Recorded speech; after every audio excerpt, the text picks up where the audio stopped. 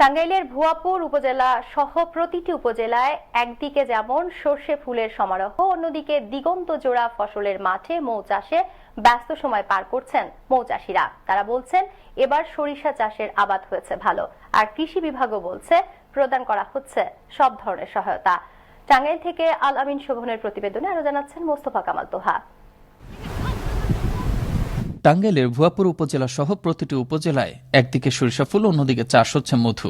দিগন্ত জোড়া ফসলের মাঠে এখন সরিষা ফুলের সমারোহ। আবহাওয়া অনুকূলে থাকায় ফলনও হচ্ছে বেশ ভালো। ঘন কুয়াশা ও শীত উপেক্ষা করে মৌমাছি সহ মধু চাষিরা পার করছেন ব্যস্ত সময়। চাষিরা জানান, উৎপাদন ভালো হলেও বাজার ব্যবস্থাপনার দুষ্ট চক্রের কারণে ন্যায্য মূল্য থেকে বঞ্চিত তারা।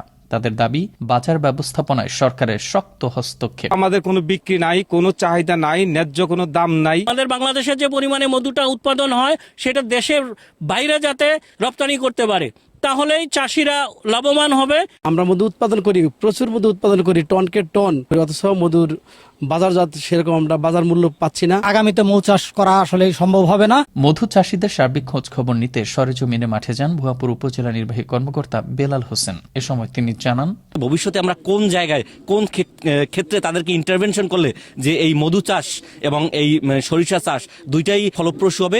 মধু চাষে পরামর্শ দিয়ে পাশে থাকার কথা জানালেন কৃষি বিভাগের এ কর্মকর্তা।